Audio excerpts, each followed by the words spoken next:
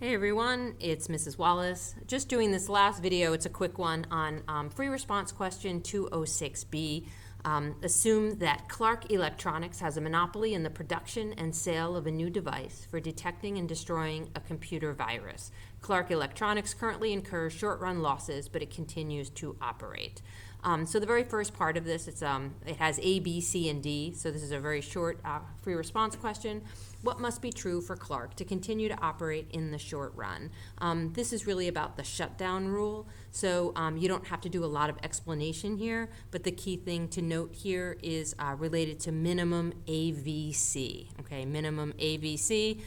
You want to make sure that the price is above minimum AVC. Okay, so if price is greater than minimum AVC, you know that the firm is going to definitely produce. The next part of this is that we just have to graph to show Clark and his status, so he's making short-run losses. Okay, so we can, in our next slide, just kind of graph and showcase the loss. If we take a look now at Clark and his situation, we know, and this is a little bit steep, just the way I drew this, I have it on just a little bit different than I did before. That's okay. This is our MR curve. This is our demand curve. Let's kind of put MC like that. And in this case, ATC, okay, this is a firm that is clearly making a loss. So our quantity would be here. It's loss minimizing. In this question, it's an older question. They're calling it profit maximizing. This is where the firm, not so straight of a line, but that's the price up to the demand curve.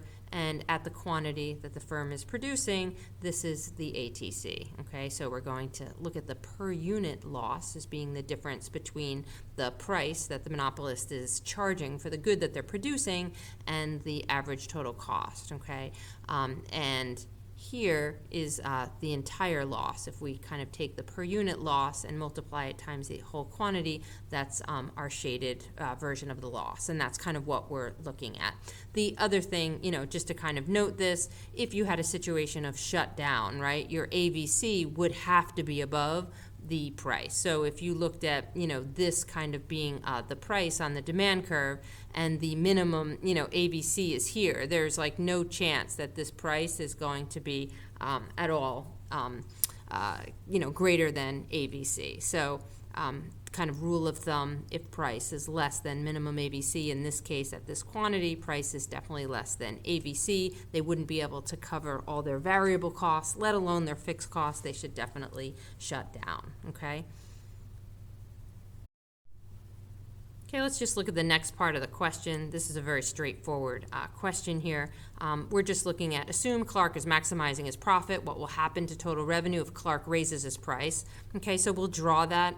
We'll showcase what happens with the monopolist making a loss. This is similar to one of the other free response questions also. A lot of questions about what happens to total revenue, and it really just requires that you know the total revenue test and what sections of the demand curve are either in the elastic or inelastic range, and be able to apply that. And just to point out, this is one spot where we actually do have to explain. So if it says explain, they're giving you a point for explaining. You want to make sure that you do.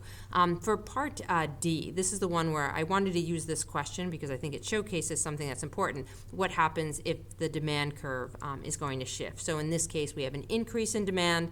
Let's look at what happens, because we're interested in two things when demand increases. One is profit maximizing output, and the other is what happens to total cost, not average total cost, but total cost.